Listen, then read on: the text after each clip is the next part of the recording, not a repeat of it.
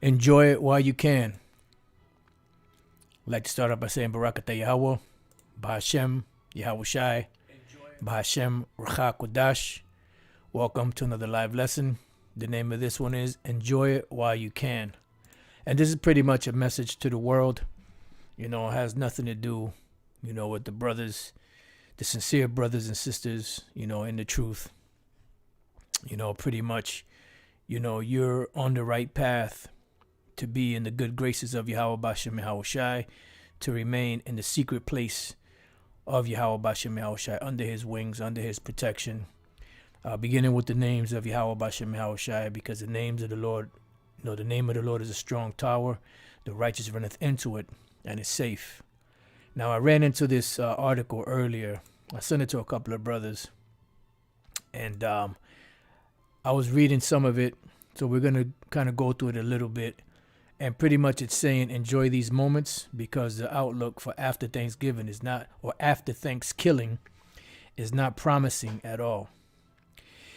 It says, I know that things aren't great right now, but please try to enjoy the next few days, because it appears that economic conditions could quickly get a whole lot worse after Thanksgiving. And pretty much this is what they're not trying. This is what they're bringing. This is what they want to bring. And we reference from time to time an individual by the name of John Todd, who was a part of the Council of 13, which was the top highest witches, for the so-called Illuminati, the international banking families. And one thing he was saying is what they wanted to do in these last days. They wanted to get this accomplished by 1980. The discourse, I guess, for lack of words, that he gave, that was recorded at a church, was back in, I believe it was either 78 or 79. And pretty much, they wanted to get this off the ground by 1980. But, unforeseen problems, which was really the Lord Yahweh Bashem Yahweh Shai, did not allow them to get this in place, as of yet, because it's always been an economic problem that they're trying to bring upon the earth so that they can control everything. This is why Mayam Shabara said, give me control over nation's money, and I care not who makes the laws. Because it's always been a financial thing that they want to establish, because that is one of the surefire ways to, if I even use that terminology correctly, one of the sure ways of getting everyone to comply, play the game, or get left out is financially. And this is why, as John Todd was saying back then, is that they want to get to the point where they want to bankrupt everything, including their own businesses, but still be so financially stable that it wouldn't affect them, even though they would lose money, but eventually it would get them to the point where they want, to be, which is the accomplishment of their agenda, which we already know the Lord said that he disappointed the devices of the crafty. And the crafty being who? These Edomites, which are the serpent, the devil, Satan, Lucifer, and all of those names that come along with it. It says, I understand that may be difficult for many of you to hear. And this is a message to the world. This is not a message to the elect. The elect have their hope in Yahweh Bashem Yahweh Shai, not in this world. Because we're already dealing with so much. We are already dealing with so much. The worst inflation crisis in decades has been eviscerating our standard of living. Major layoffs are being announced all over the nation. The housing market has started to crash. And the fallout from the collapse of FTX, which is a cryptocurrency, threatens to push over more financial dominoes. And that's what it is. It's a financial domino episode that's taking place on the planet, because everything has everything to do with finance. Remember, Maya Angelou Bauer said, give me control of a nation's money and I care not who makes the laws. Why? Because he who controls the finance, the money, controls everything. They actually have sway, as to policies and all of that, because if you don't comply, you don't participate. This is why everything is going on a carbon-based system, through these different currencies that they're bringing, which the currency they're going to bring is the MOTB, which is the CHIP, which sets it up, once everything goes digital, sets it up for a social credit type thing. Just like right now on a small scale, if your credit isn't that good, you only could go so far, and your credit, whatever your credit is or credit score is dependent on everything you pretty much do in life. Whether you want to get a loan from a bank, whether you want to buy a new car, whether you want to buy a home, and even if you just want to rent an apartment, all of these things are predicated upon a social credit system, and that's pretty much what the whole reset is all about, So it goes on to say, in the weeks ahead, unfortunately, now we potentially have another major problem to add to the list. One of the largest rail unions just voted down a tentative agreement, and so now a national railroad strike in December is a very real possibility. See, and when we read the scriptures where Yahushua told the Israelites back then, pray that your flight be not in winter, that was talking about 70 AD. Because winters are the hardest to get through. Even in the movie, The Book of Eli, the Solara asked, Denzel Washington, how long has it been since, or how old are you?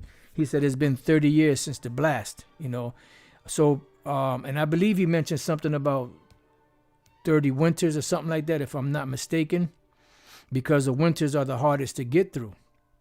So when Yahushua told him, pray that your flight be not in the winter, because it's hard to travel, especially for women, pregnant women, children, and that was dealing with 70 AD, but you can apply that today because the things that were written aforetime were written for our learning, but understanding that you have to qualify first what it's talking about. Otherwise, other people will take that and say that that's talking about now. That's not talking about now. That was talking about back then. All right. So winters are the worst because all of this could have happened during the spring, summer, or fall. Why did they wait till the winter? Because they know that these are the hardest times. And the best way to get someone is to put them in a super desperate state. And when you're cold, when you can't heat your home, when you can't eat, those are, when it's hot, you can look for shade. When it's cold and you can't warm yourself, that shit is not cool. It says the likelihood of a strike that would paralyze the nation's rail traffic grew on Monday when the largest of the 12 rail unions, which represent mostly conductors, which are the ones that run the trains, rejected management's latest offering that included 24% raise and $5,000 in bonuses. With 4 of the 12 unions that represent half of the 115,000 rail workers holding out for a better deal, it might fall to Congress to impose one to protect the U.S. economy. And that's all they're doing, pushing forward for Congress to move this forward. And this is why you have all of these shortages, which was all set up on purpose. You have, at one time, everything was backed up. Now, when you go to these different places, there's really not much there. You have China that's on lockdown, so they're not producing much of anything because they're trying to lock everybody down, everything. So there's a lot going on behind the scenes that is not being talked about, and all people could think about, especially in these times, are festivities, having a good time, celebrating Thanksgiving, then celebrating Christmas, then celebrating the New Year's, so on and so forth. Not looking at the crunch, the economic crunch that's coming, down the pike. It says now that Smart TD has become the fourth union to reject tentative labor deal that was on the table. Preparations for a crippling nationwide railroad strike that would begin early next month will rapidly move forward. Such a strike would cripple thousands of supply chains from coast to coast, and even CNN has been forced to admit that an extended strike could cause shortages and higher prices for goods, including fuel and food, which is already through the roof based off of the devaluing of the dollar. It has nothing to do with the prices of goods going up. It has everything to do with something called inflation, which is a misunderstood word, or not a phrase, it's a word. And inflation pretty much is the effects of it are rising prices, or should I say the appearance of it are rising prices, but the effect of it is the devaluing of the monetary currency that's used to pay for these goods, pretty much. It said if a strike goes on for an extended period, it could cause shortages and higher prices for goods, including fuel and food. If the four unions that rejected the deals are unable to reach new deals before strike deadlines, Congress could order the railroad workers to remain on the job or return to work. See? Because they're trying to use the Congress to push forward these decrees to make it mandatory to do these things. So they've been using the Congress through their legislation to push forward their agenda, because Congress is not run by politicians, that have the best interests of the people at heart. They're set up by these large corporations that are manipulating, policies for the benefit of the ones that own these businesses, not for the betterment of the people. All right. So what that brought to mind was St. John 16:20. It says, verily, verily, I say unto you that you shall weep and lament. And this is the condition that we're in. We're weeping and lamenting because we know that something better is coming, but it's not here yet. We have to still wait. We still have to suffer, and we can't wait till this place goes down so that the Lord can deliver us. It says, but the world shall rejoice, and the world is rejoicing, right? And you shall be sorrowful, and we are sorrowful, but your sorrow shall be turned into joy. Why? Because the tables are going to be turned. The world is going to be in a situation where they're going to be mourning and lamenting, and we're going to be happy, when we see this whole thing go down. So Luke 6:24 says, but woe unto you that are rich, for you have received your consolation, right? And the consolation prize is not the prize. The consolation prize is something that you receive, because you're not going to get the actual prize. You got the prize, you got the consolation prize. The world right now has a consolation prize. And for the most part, they're not willing to give that up. All right. And the message is not for the world as far as salvation is concerned. It's only for the world of the nation of Israel. But the message is that this place, there's going to be new management. The new landlord is coming to take over. The policies are going to change. Everything is going to change, including the whole, the world is going to get a facelift, a spiritual facelift. Woe unto you that are full, for you shall hunger, right? And hunger is coming. Starvation, famine, all of this stuff is coming. It says, woe unto you that laugh now, for you shall mourn and weep. So we're the ones weeping now. We're the ones mourning now. But eventually we're going to laugh and we're going to rejoice. And the world that has been rejoicing is going to be the ones mourning and weeping. Woe unto you when all men shall speak well of you. Well, that's going into something else. But these are the two main points. And this whole economic situation is going to bring forth desperation. It's going to bring forth shortages. Matter of fact, let me get another. Just came to mind. Let me go to 2 Ezra 6 and 24. It says, is it 24? Nope, that's not it. Just bear with me 1 second.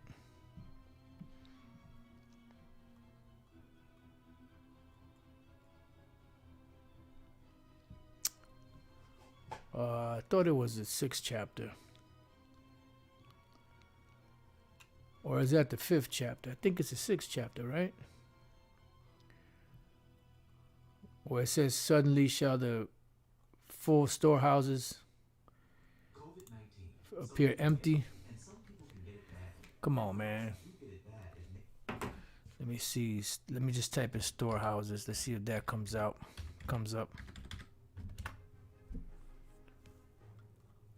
Yeah, the 22nd verse. Well, how come I couldn't find it?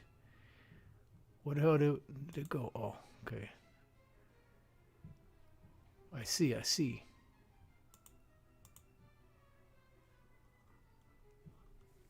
It says, and suddenly shall the sown places appear unsown. What are the sown places appear unsown? Appearing unsown, that's these farms.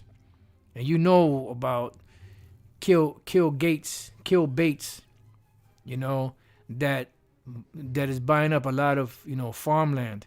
They're making these farmers get rid of a lot of their crops and a lot of their animals and paying them exorbitant amount of money that they would not get even if they would sell their crops and all of that. You know, so these devils are very devious. So, and suddenly shall the sown places appear unsown, the full storehouses shall suddenly be found empty. Because once you can't put anything into the storehouse, that means you have to go to your supply that you have in stock and you have to dig from there. And eventually that's going to run out like it did in Egypt. And there's going to be problems. So now let's go to 2nd Ezra again, the 14th chapter, I believe it is this time. And nope, that's not the 14th chapter. It's the 15th chapter, which I already have right here. Let's go to the 13th verse. They that till the ground shall mourn. Why? Because their crops are not going to be yielding like they used to. For their seed shall fail through the blasting and hail, and with a fearful consolation, because we're at the point now where we're coming to the end. This is why a lot of signs in the heavens are happening, because we're coming to the very end. So it says, woe to the world. Matter of fact, now let's jump back up to the first verse. Behold, speak thou in the ears of my people the words of prophecy, because this message is to you Israelites. Whether you hear or forbear, it doesn't matter. The Lord is not concerned if you accept it or not. He's still going to bring forth whatever he said he was going to bring forth. Which I will put in thy mouth, saith the Lord Yahweh Bashem Yahushai, and cause them to be written in paper. For they are faithful and true. Why? Because eventually the things that are written in the scriptures, prophecy-wise and just in general, is going to be a witness against you. It's going to be a testimony against those that don't accept it. And it's going to be a testimony for those that do accept it. Fear not the imagination against thee. Right, so don't worry what they think about us.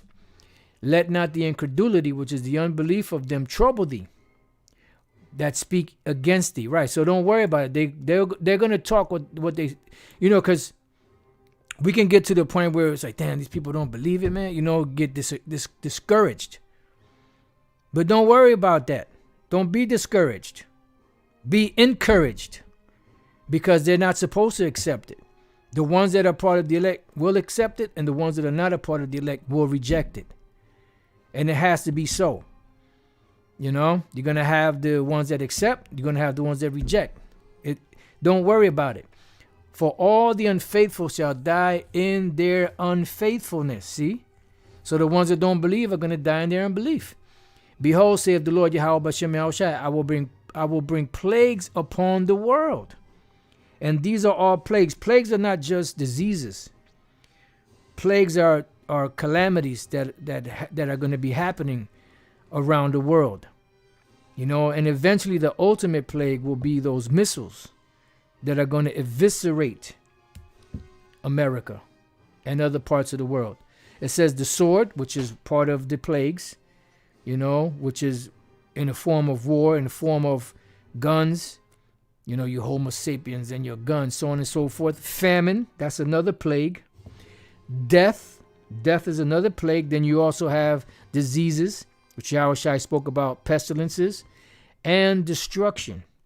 You know, you have uproars of the people, which bring forth what? They bring forth fires, they bring forth people, going crazy, breaking, windows and stores and setting cars on fire, businesses on fire, all out anarchy in the streets.